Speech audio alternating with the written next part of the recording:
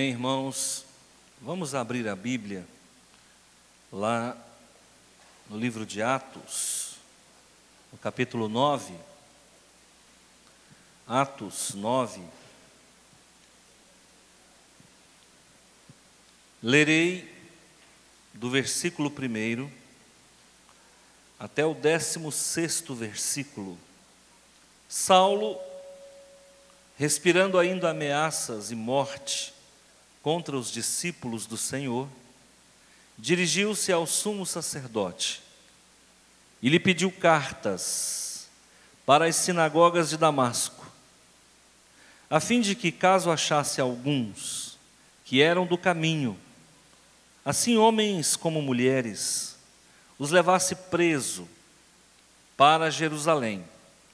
Seguindo ele estrada fora, ao aproximar-se de Damasco, subitamente uma luz do céu brilhou ao seu redor, e caindo por terra ouviu uma voz que lhe dizia: Saulo, Saulo, por que me persegues? Ele perguntou: quem és tu, Senhor? E a resposta foi: eu sou Jesus a quem tu persegues. Mas levanta-te e entra na cidade, onde te dirão o que te convém fazer. Os seus discípulos companheiros de viagem pararam emudecidos, ouvindo a voz, não vendo contudo ninguém. Então se levantou Saulo da terra, e abrindo os olhos nada podia ver. E guiando-o pela mão, levaram-no para Damasco. Esteve 3 dias sem ver, durante os quais nada comeu nem bebeu. Ora, havia em Damasco um discípulo chamado Ananias. Disse-lhe o Senhor numa visão: Ananias? Ao que respondeu: eis-me aqui, Senhor. Então o Senhor lhe ordenou: dispõe-te, vai à rua que se chama Direita, e na casa de Judas procura por Saulo, apelidado de Tarso, pois ele está orando. E viu entrar um homem chamado Ananias e impor-lhe as mãos para que recuperasse a vista. Ananias, porém, respondeu: Senhor, de muito tenho ouvido a respeito deste homem, quantos males tem feito aos teus santos em Jerusalém. E para aqui trouxe a autorização dos principais sacerdotes para prender a todos os que invocam o teu nome. Mas o Senhor lhe disse: vai, porque este é para mim um instrumento escolhido para levar o meu nome perante os gentios e reis, bem como perante os filhos de Israel. Pois eu lhe mostrarei quanto lhe importa sofrer pelo meu nome. Amém? Deixa a Bíblia aberta, vamos orar. Meu Senhor e Deus, Pai Todo-Poderoso, Criador do céu e da terra, nós nos reunimos para orar e agradecer, e também para adorar e ao mesmo tempo ouvir o Senhor falar. O Senhor tem a primazia, fala aos nossos corações. Traz a cada um o entendimento necessário para que tenhamos condições de vencer esse ano de 2019. Um ano cheio de luta, um ano desafiador, um ano, Senhor meu Deus, onde nós precisamos muito da misericórdia do Pai de amor que és Tu.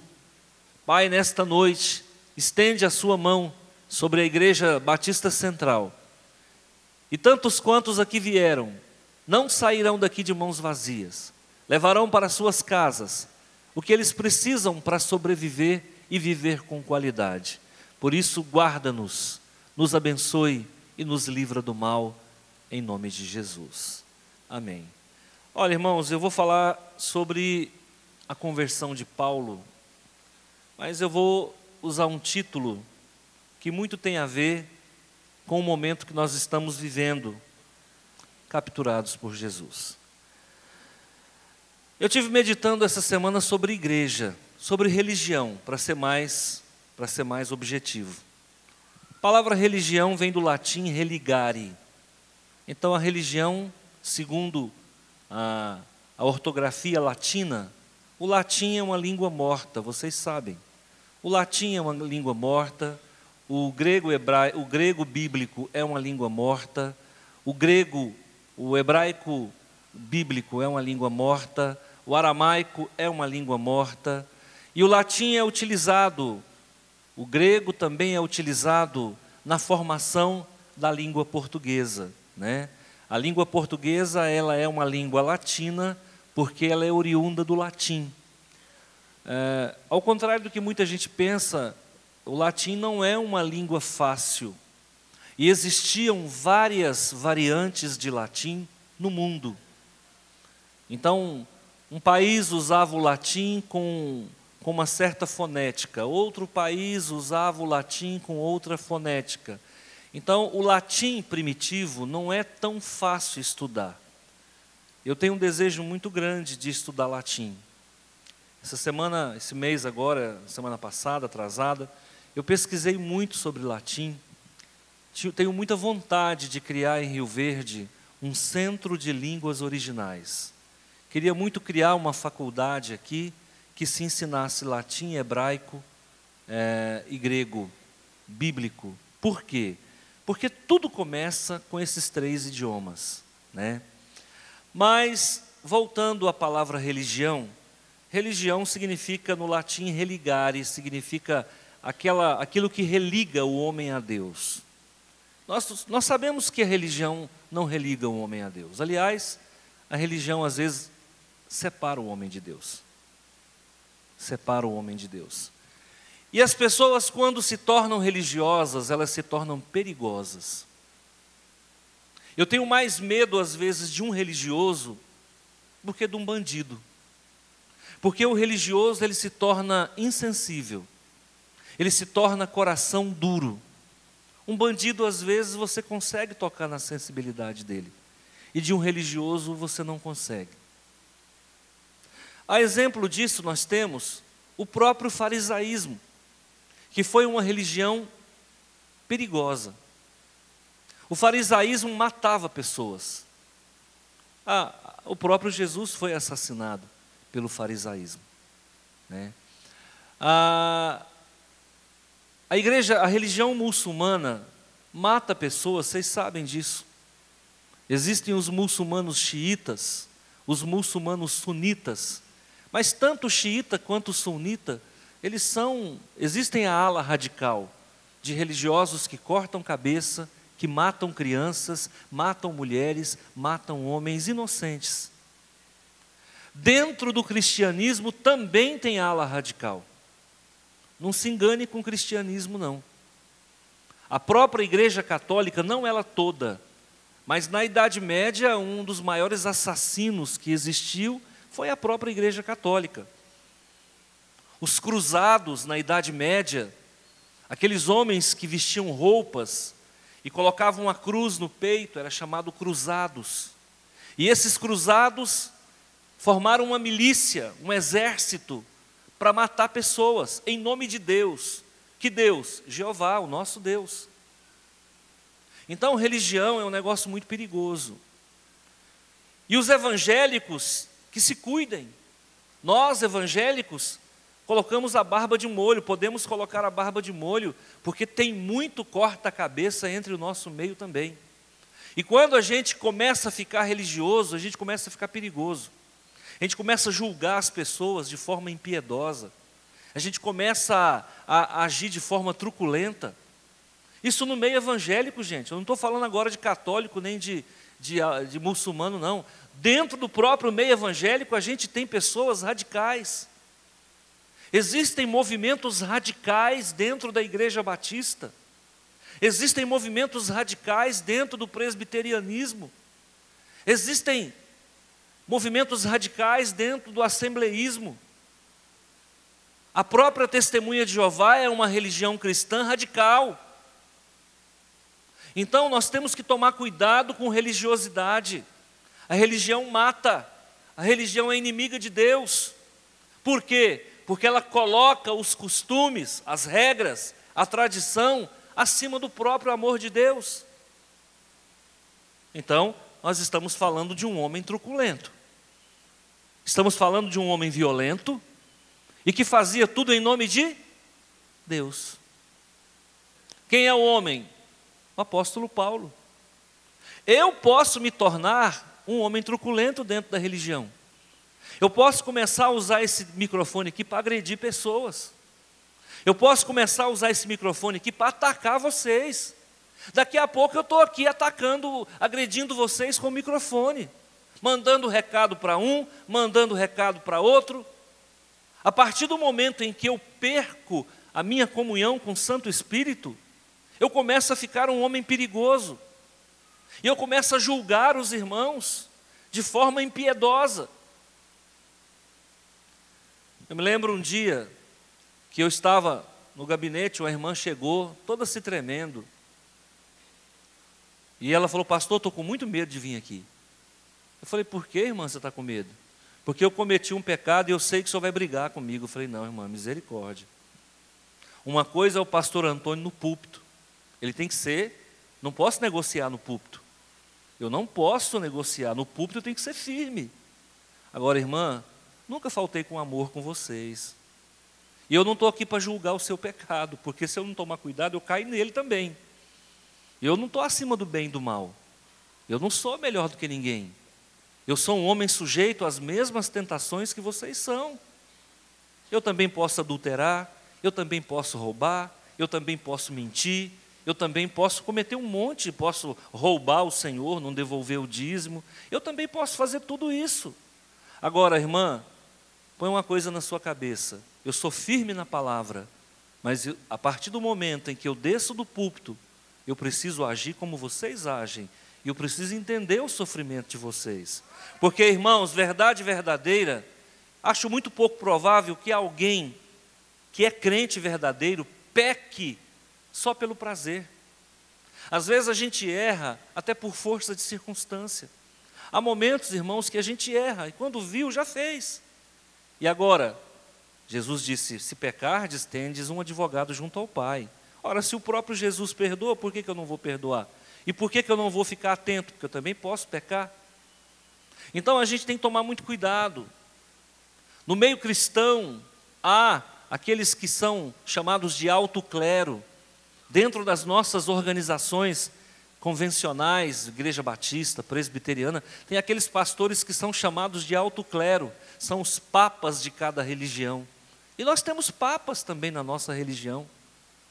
No meio batista também existem pessoas que se autodenominam muito importantes. E essas pessoas às vezes acabam criando um critério implacável de julgamento. Então, irmãos, eu não quero. Eu estou sendo sincero com vocês. A partir do momento que eu começar a ficar impiedoso, eu acho que é hora de eu parar. Porque eu não posso perder aquilo que Deus me deu, e Deus me deu amor. Deus me amou quando eu era a pior criatura e ainda continua me amando, porque eu não melhorei muito, não. Melhorei um pouco. Passei um batom na cara, fiquei mais aprazível, mas sou um homem que dentro de mim habita um velho homem. Um velho homem que pode errar e que erra, né? Então eu quero dizer para vocês, que eu não quero ser um Saulo, eu não quero ser um Saulo. Eu não quero ser um cruzado, que sai por aí em nome de Deus matando as pessoas. Eu não quero ser um muçulmano, que corta a cabeça das pessoas de forma impiedosa, não, eu não quero. O apóstolo Paulo era fariseu. A palavra fariseu significa separado. O farisaísmo nasceu aproximadamente 150 anos antes de Jesus. E quando o farisaísmo nasceu, nasceu de um avivamento. Meu Deus do céu. O farisaísmo também foi um avivamento, que nasceu no meio do povo. Gente que queria Jeová, gente que queria andar segundo a palavra de Deus. E esse movimento que nasce no meio da rua, nas praças, esse movimento nasce com um processo de reabibliamento, onde as pessoas ali em Jerusalém e redondeza buscavam a Deus com muita sinceridade, igual nós estamos buscando. E aí nascem os fariseus. Farisaísmo, fariseu significa separado. E também significa piedoso. Então os fariseus no começo, na sua origem, eram piedosos. O que é piedoso? Uma pessoa que se compadece. O que é piedoso? Uma pessoa que vive em santidade. Então o farisaísmo nasce dentro de um processo de separação do mundo, nasce dentro de um processo de santidade e nasce dentro de um processo de compaixão e se torna a religião mais truculenta do mundo. E quem é o expoente da vez aqui? O apóstolo Paulo, que ainda não era apóstolo, era o Saulo, em hebraico, Saul em aramaico, em hebraico, Saulo, em grego, Paulo.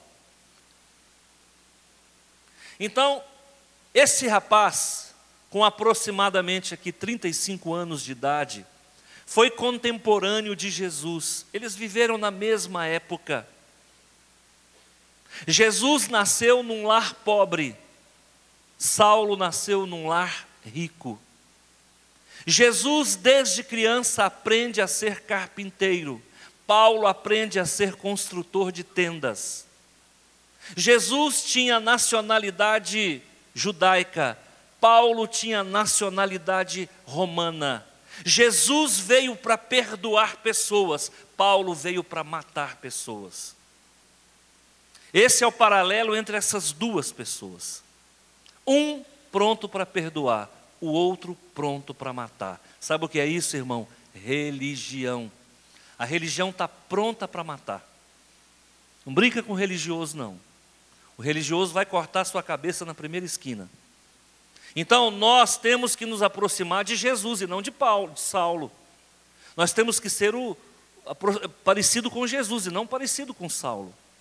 Acontece, irmãos, que até os corta-cabeça também são alvo do amor de Deus.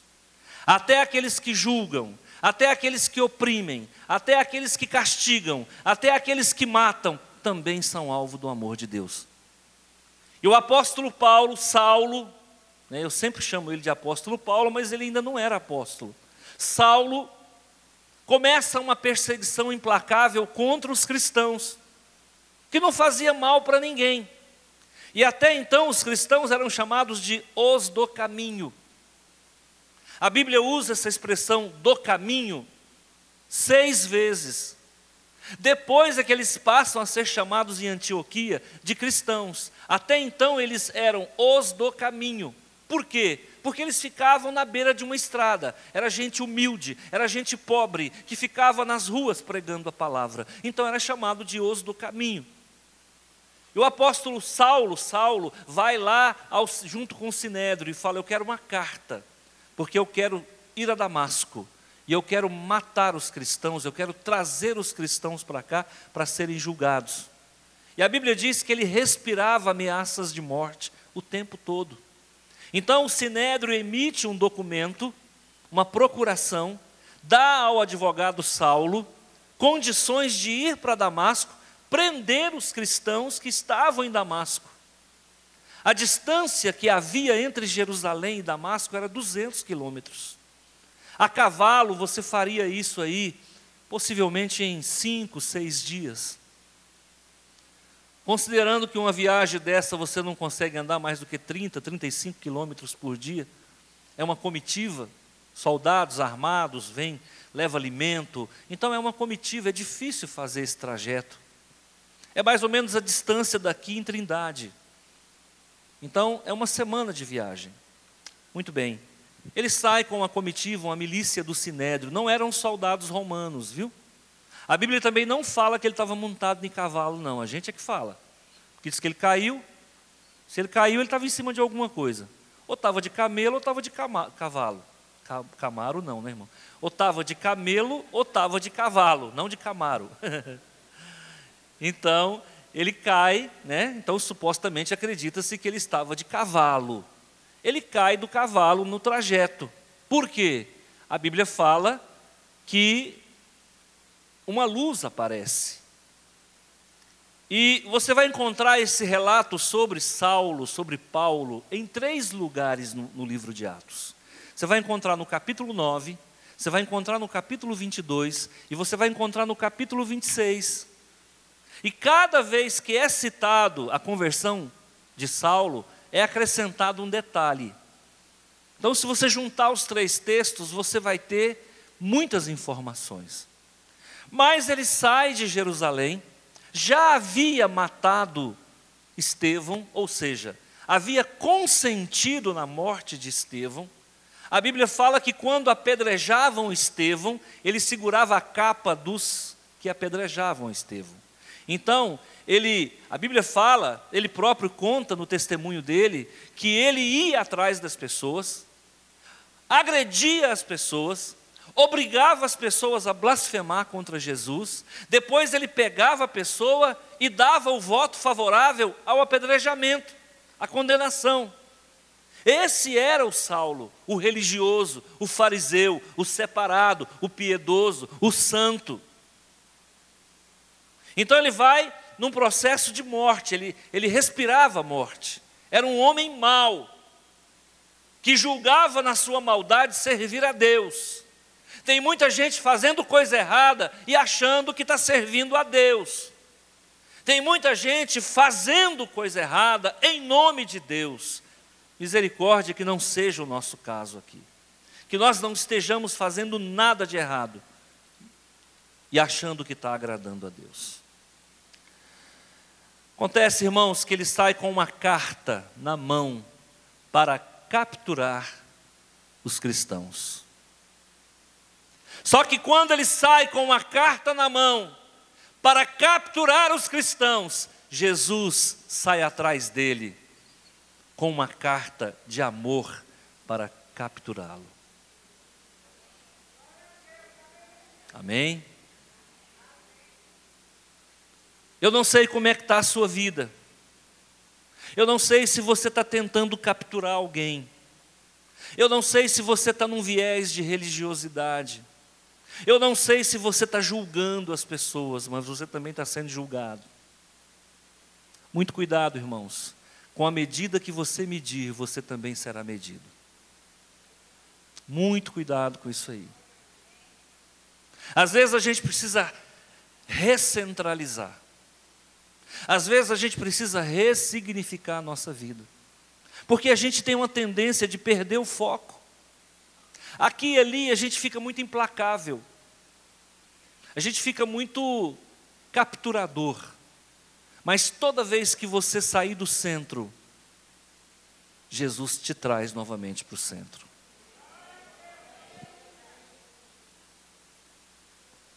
Saulo tem um encontro com Jesus, e ele fala não nesse texto, ele fala no capítulo 26, que ele viu uma luz,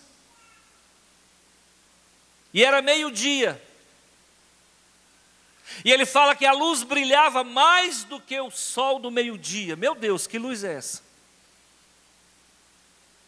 E fala que ele cai por terra, então nós entendemos que ele caiu do cavalo. E ali ele fica cego. Sabe por quê, irmãos? Porque achava que enxergava demais. Uma das coisas que nós temos que tomar cuidado é com a nossa capacidade de enxergar, que a medicina chama de acuidade visual. Cuidado com a sua forma de ver as coisas. Cuidado para que você não ache que está enxergando demais. Porque quando a gente acha que é muito, Deus então puxa o freio de mão e nos corrige. Esse homem estava enxergando demais. Um outro sentimento que reinava no coração desse rapaz era o sentimento de que ele tinha que fazer a obra de Deus. Agora, gente, ninguém faz a obra de Deus sem Deus. E o que é pior, ele estava tentando fazer a obra de Deus contra o próprio Deus. E uma luz brilha no céu. E quando ele olha para aquela luz, ele se assusta.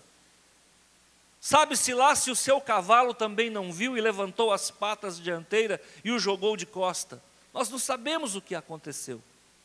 A verdade é que ele cai. E quando ele cai, ele fica cego. E ele pergunta, porque ele era um homem corajoso, ele disse: quem és tu? Ele sabia que era um homem que estava ali. Quem és tu? E a voz então brada. E um dos textos que nós falamos aqui, diz que quem estava com ele ouviu a voz. E a voz então fala com ele em hebraico. eu sou Jesus, a quem tu persegues. Sabe o que a gente aprende nisso? Ninguém persegue um cristão sem antes estar perseguindo Jesus. Ninguém persegue a igreja sem antes estar perseguindo Jesus. Ninguém faz mal a um ungido sem antes estar fazendo mal a Jesus. E o Senhor Jesus mete a mão no peito dele, joga ele no chão e disse: eu sou Jesus a quem tu persegues. Então o Senhor Jesus dá toda uma orientação para ele. O Senhor Jesus disse: olha, levanta, entra na cidade, vai para a casa de um homem chamado Judas, fica quieto ali, que eu vou lhe dizer o que você vai fazer. Irmãos, toda vez que você tiver uma repreensão, seja na palavra, seja na oração, seja em sonho, seja através da boca de um líder, de um homem de Deus, para, quieta e espera. Aprende isso. Não toma decisões precipitadas. Aprende a ouvir. O Senhor coloca o apóstolo Paulo, ou seja, Saulo, 3 dias de castigo. 3 dias na escuridão. Parecido com Jonas, hein? Jonas também ficou 3 dias na escuridão. Há momentos na nossa vida, irmãos, que a gente enxerga demais e a gente tem que ir para o quartinho escuro. A escuridão é o melhor lugar para ouvir Deus. Talvez você está vivendo uma escuridão na sua vida. Talvez você não está conseguindo enxergar uma saída. Talvez você está vivendo um momento escuro. Mas olha, sabe-se lá, se esse lugar escuro que você está, onde você não vê saída, sabe-se lá se não é o momento que Deus escolheu para falar com você. Jesus então leva o apóstolo Paulo, ou seja, Saulo, para um local e ali ele fica 3 dias em trevas. A Bíblia diz que sem comer e sem beber. Ele foi privado da luz, ele foi privado do alimento, ele foi privado da comida. E vou dizer para você por conta própria, foi privado do sono. Vou dizer para você por conta própria, foi privado de si mesmo. Vou dizer para você por conta própria, foi privado do glamour, foi privado dos amigos, foi privado da religiosidade. Há momentos na nossa vida que Deus tira tudo nosso, tira tudo. Há momentos que Deus tira marido, há momentos que Deus tira filho, há momentos que Deus tira dinheiro, há momentos que Deus tira saúde, há momentos que Deus tira prestígio, há momentos que Deus tira tudo, porque é nesse momento que Ele quer falar com você. Porque quando você tem dinheiro, você não ouve Deus. Quando você tem muitos amigos, você não ouve Deus. O teu marido talvez é pedra de tropeço na tua vida. Os teus filhos têm tomado o lugar de Deus. Então é preciso Deus recolher 1, recolher 2, privar você do que você gosta, para que você entre no quarto escuro e fique cego por algum tempo, enquanto Ele fala com você na sua vida. É isso que acontece. Toda vez que a desgraça for grande, a obra é maior ainda.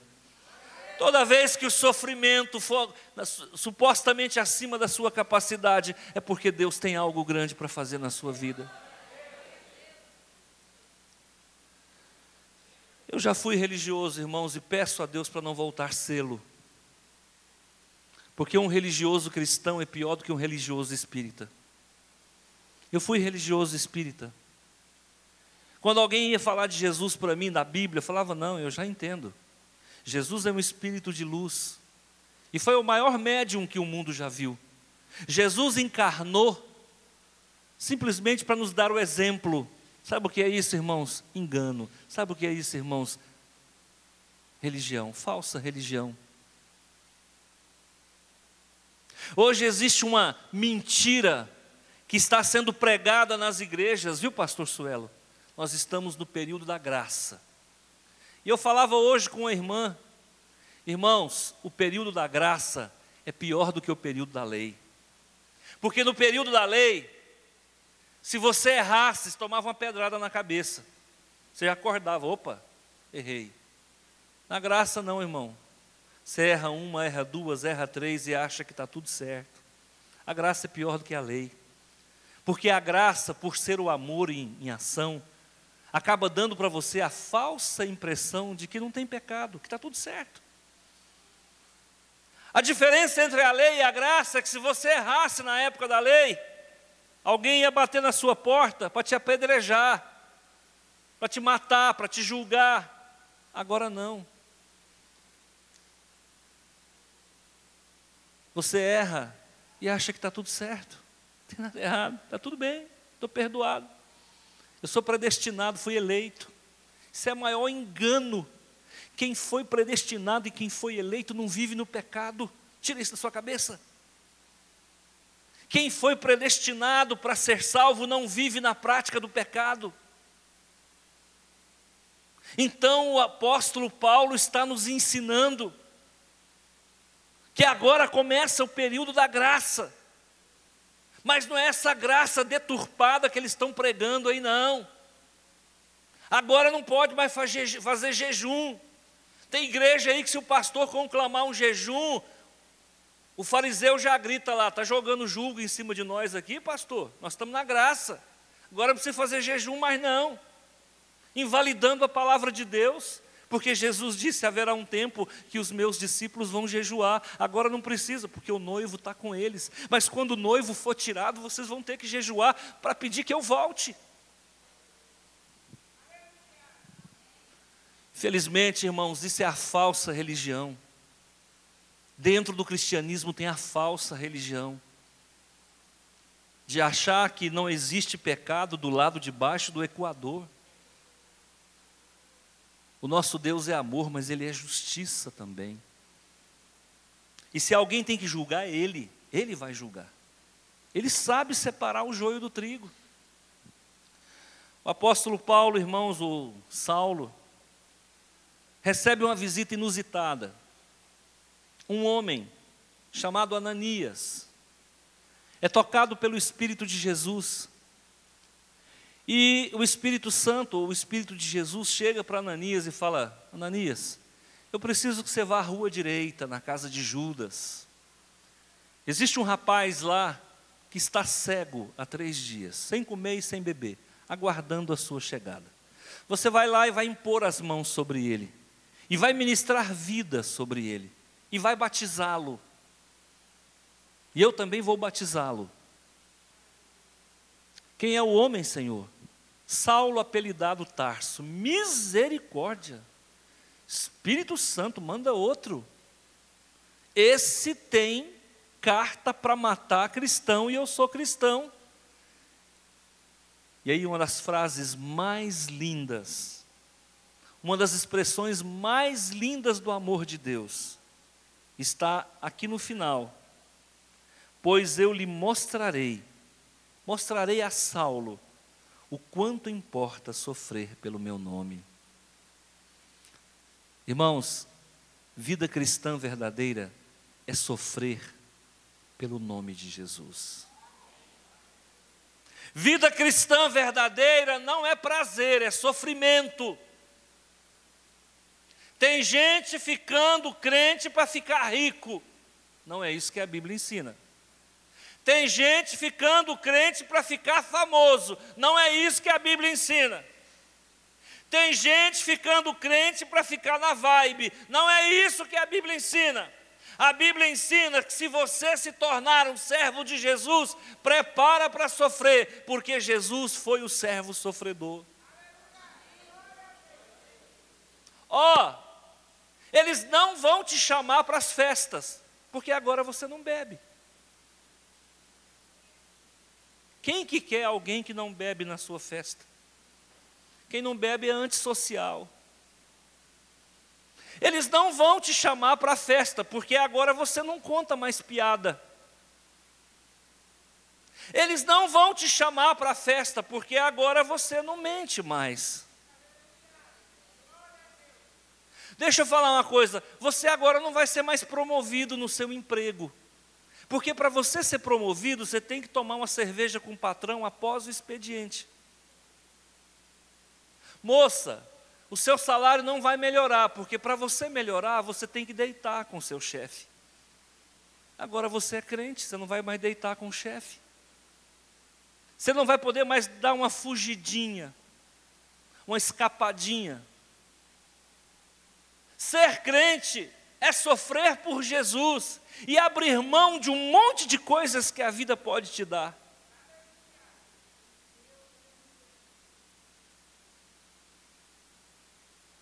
Será que um rapaz do mundo quer casar com uma moça crente?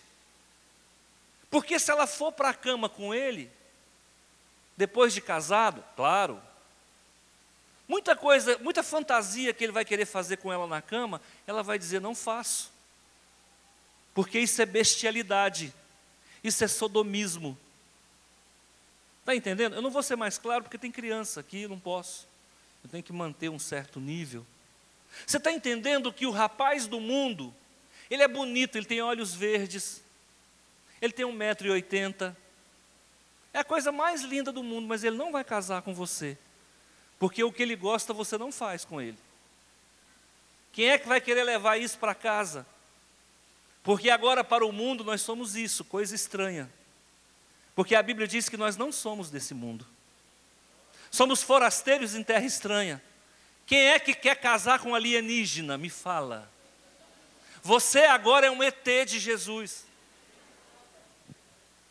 Moça, prepara para morrer solteira. Ai meu Deus, Ave Maria. Pois é. Prepara para morrer solteira, porque o homem do mundo não te quer. E se você for lá buscar homem do mundo, não traz para mim converter não. Porque é assim, ganha lá e traz para o pastor cuidar. Não traz para mim não, se vira com encangancho. Quem ganha, cuida. Ganhou é seu. Aí vai lá no mundo, dá um passeio para buscar o bonitão da balachita e traz para o pastor cuidar. Eu já tenho problema demais, meu irmão. Eu não sei por que os rapazes daqui da igreja não servem para as moças aqui da igreja. Por que não serve? Se for gordinho igual eu, não serve. Se for calvinho de Jesus, não serve. Se for pobrezinho de marré, não serve. Se for moreninho tostado, não serve. O que vocês querem? Aí busca lá fora e vai sofrer. Mas vai sofrer. Vai chorar e mame, não vai ver. Aí depois campanha, muda de igreja, que essa igreja não está resolvendo teu problema. Muda de igreja, vai na campanha das 7 portas. Dobra o dízimo. Aqui é porque o dízimo é só 10%, tem igreja que é 20%, vai lá que lá funciona, é 20%. Aí te rouba, te toma tudo que você tem, e você descobre que agora está com o mesmo problema e mais pobre. Pode. É isso que você quer para a sua vida? Então deixa eu ler de novo. Eu vou mostrar para esse povo dessa igreja o quanto importa sofrer pelo meu nome. Prepara para sofrer, irmão. Ah, é? Então vamos comigo no Salmo 34, que eu vou te mostrar uma coisa. Contra esse evangelho mamão com açúcar, viu? Esse evangelhozinho barato, de quem só quer ter vantagem. Salmo 34. É o evangelho Coca-Cola com batata frita. Olha aqui, ó. Versículo 19.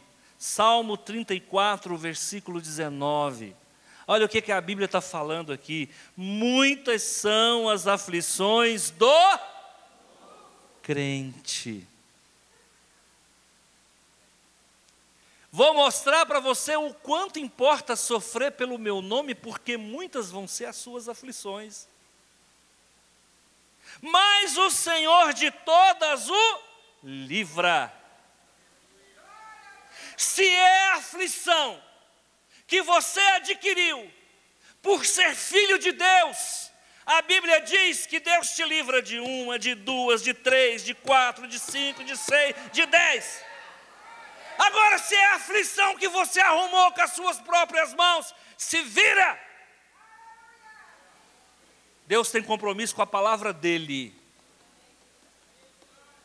Deus tem compromisso com Isaac. Deus não tem compromisso com Ismael. Projeto seu, se vira. Projeto dele, ele garante. Projeto seu, da porta para fora. Abraão dá uma fugidinha. Tem que falar devagar para não errar o português. É fugidinha. Abraão dá uma fugidinha com a empregada. Com o consentimento da mulher. Ó, mulher boa, gente. Essa Sara, mas que mulher. Deixou o marido dar uma namoradinha. É a unção da Sara. Deixou o marido dar uma namoradinha. E crente não pode errar. É só uma, a outra fica grávida.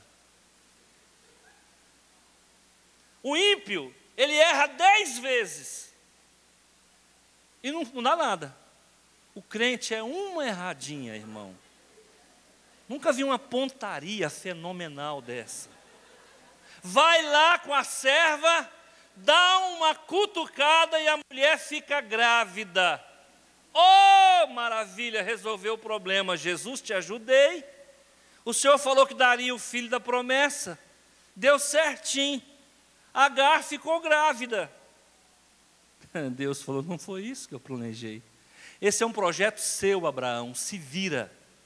E quando esse projeto tinha 13, 14 anos de idade, essas mulheres começaram a brigar. Eu não sei por que mulher briga. E elas começaram a brigar. A escrava começou a implicar a patroa, porque a patroa era estéril. E a patroa tomou raiva da escrava. E Deus, para resolver o problema, chamou Abraão. E falou, Abraão, eu tenho uma notícia ruim para você, cara. Você fez tudo errado. Fez do seu jeito, fez a sua vontade, deu ouvido para a sua mulher, você fez igual a Eva, escutou demais a mulher. E aí você fez o que não podia, Ismael nasceu, eu tenho uma notícia boa para você, manda teu filho embora. Eu não tenho compromisso com um projeto seu, eu tenho compromisso com um projeto meu. Ismael sai, Isaac fica, cuidado com o que você arrumar. Se não foi Deus que mandou, vai sair da porta para fora e vai doer no teu coração. Vai doer no teu coração. Eu vejo mulheres aí, irmãos, eu fugi um pouquinho da pregação aqui, porque Deus está mandando, hein? Conheço mulheres aí que o marido arruma filho fora, a mulher pega o filho para criar. É isso que Deus ensina não, viu? Se o teu marido arrumar filho fora, da porta para fora. Viu? Maridão, fez um filho lá, um projeto seu lá, meu filho, é da porta para fora. Sua mulher não tem obrigação de criar filho seu bastardo, não. A Bíblia ensina isso. Ai, pastor, mas o que eu faço? Você não devia ter feito. Esse é o problema. Então, voltando, muitas são as aflições do justo, mas o Senhor de todas o livra. O crente vai sofrer perseguição, vai sofrer vexame, vai sofrer privação, vai passar por dificuldade, mas tudo aquilo que é inerente à caminhada com Jesus, Ele resolve para você.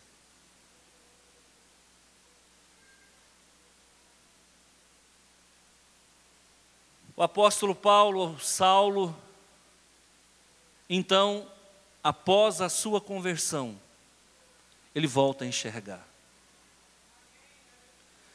E eu tenho uma coisa para te falar, irmãos. A gente ensina que a gente só se converte a Deus uma vez. Mudei de opinião. Eu acho que a gente se converte todo dia. Todo dia tem um trem para consertar na minha vida. Quando eu penso que eu estou bonito, eu olho e falo, está fedendo, está ruim. Não está parecido com Jesus, não. E de vez em quando tem uns negócios que você mata, enterra, ele ressuscita. Você fala, o que é isso? E o pecado fala, voltei. Ele volta. E às vezes ele dá uma penteada no cabelo, passa uma brilhantina, joga um cachemire buquê no lombo e vem de novo.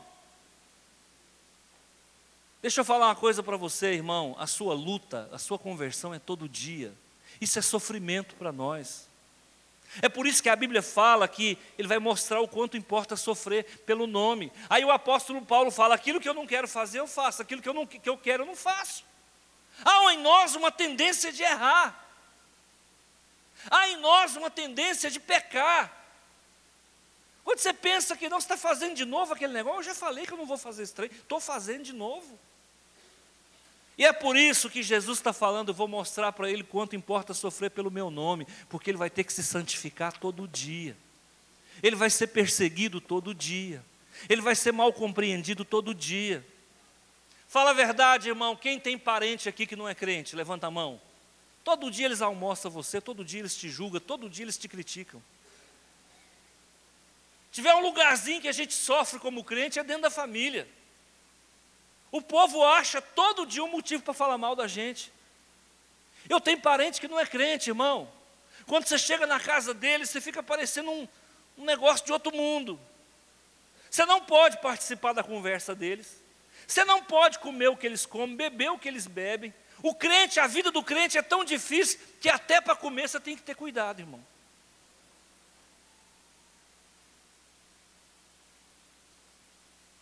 Até para comer, nós somos vigiados pelo Espírito Santo. Tem dia, irmão, que eu estou com tanta fome que eu falo, Espírito Santo, dá um tempo. Deixa eu cuidar desse negócio aqui agora.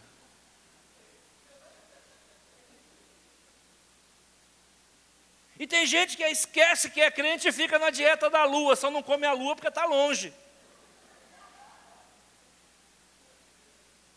Então nós temos que tomar cuidado, prestar atenção, que a nossa vida não é fácil não, irmãos. Vida de crente não é fácil não.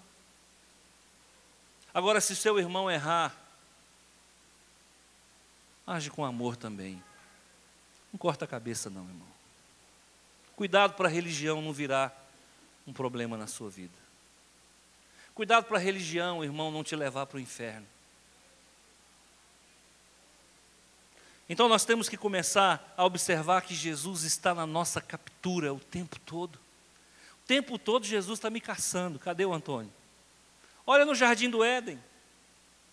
No dia anterior, Deus estava no jardim do Éden pela viração do dia. Quando ele volta no dia seguinte, o Adão já tinha metido o pé pelas mãos, deu ouvido para a mulher. Eu estou falando para vocês que esse negócio não dá certo. O Adão deu ouvido para a mulher. No dia seguinte Deus chega e fala, Adão, cadê você? Todo dia Deus está na sua captura. Todo dia Deus está atrás de você. Todo dia Deus está te vigiando. Todo dia Deus está querendo conversão sua. Sabe por quê, irmão? Porque todo dia a gente tem uma tendênciazinha de dar uma escapada. Vira e mexe, a gente quer fazer a curva. Deus fala, anda reto diante de mim, anda em santidade, sê tu uma bênção. Todo dia.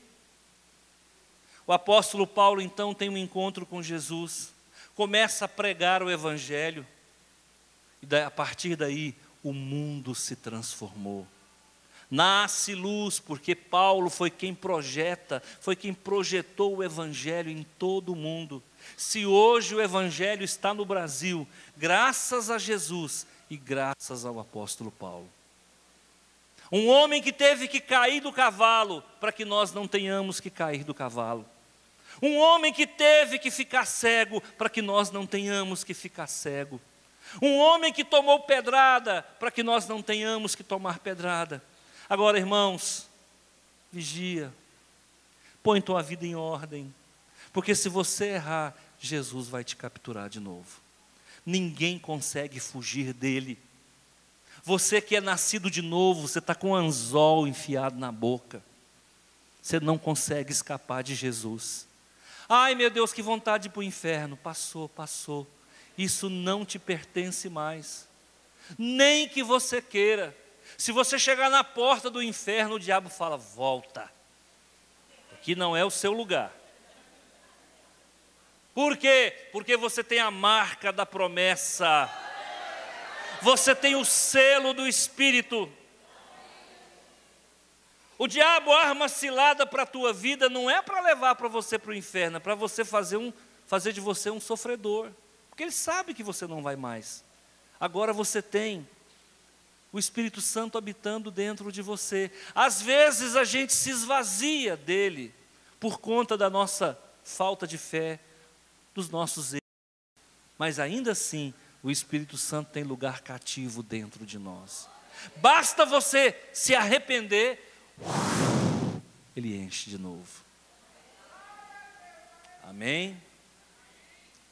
Eu quero que você entenda que você é um capturado de Deus. Ninguém o arrebatará das suas mãos. Nem inferno, nem trevas, nem principado, ninguém pode te arrebatar das mãos do Senhor. O dia que Ele colocou a mão na tua vida foi para nunca mais te largar. Está passando por dificuldade? Faz parte da caminhada. E tem uma notícia ruim para você. Na hora que você se livrar desse problema, tem outro. Fica tranquilo. Sem problema você não vai viver. E sem Jesus, jamais você vai viver. Amém? Desejo que o Senhor conceda graça ao teu coração. Que a gente não fique matando as pessoas, oprimindo as pessoas, com violência contra as pessoas. Para finalizar, eu me lembro uma vez que um amigo que era de uma igreja presbiteriana, que eu fui presbiteriano, veio me visitar. Eu já estava pastoreando, era na outra igreja. E eu me lembro que a igreja, nesse sentido assim, o púlpito aqui, ele sentou mais ou menos onde estava o irmão Antônio ali, naquela região ali. E antes de começar o culto, eu fui lá onde ele estava, fui lá dar boas-vindas para ele. Cheguei para ele, falei: ô irmão, que bom que você está aqui, graça e paz. Ele falou: graça e paz. Ele falou assim para mim: tomei uma decisão, eu acho que vou congregar aqui. Eu olhei para ele e falei: mas tem que batizar de novo. Para que eu falei isso, irmão? O homem nunca mais voltou. Para que cortar a cabeça do homem na chegada? É o islâmico de Jesus. Quem que aguenta um trem desse, irmão? Para que falar isso para ele, irmão? Irmão, fica aí, essa questão de batismo, depois a gente vê isso. Calma. Fica tranquilo. Batizado ele já era. Está certo que foi só com um copo d'água, mas já era batizado. Essa crise de água aí também, né? Então, irmão, mas por que a gente tem que fazer dessa forma? Por que a gente tem que ser implacável com as pessoas? Então, cuidado, irmão. Ganhar as pessoas para Jesus não é com religiosidade. Ganhar as pessoas para Jesus não é se mostrando melhor do que ninguém. Esse não é o evangelho que Jesus pregava. Quando Jesus queria ensinar, muitas vezes ele não falava, ele perguntava: o que você acha? Ele valorizava o ponto de vista das pessoas. O que você acha? Então, muitas vezes a gente vai ter que ensinar perguntando. Muitas vezes a gente vai ter que ensinar deixando para falar depois. Muitas vezes a gente vai ter que ensinar se calando. Existe um ditado que diz: as palavras comovem, o silêncio arrasta. Pregue o evangelho, se for preciso, fale. A gente prega com a vida, a gente prega com testemunho, a gente prega com amor. Se nada disso resolver, fale de Jesus. Amém?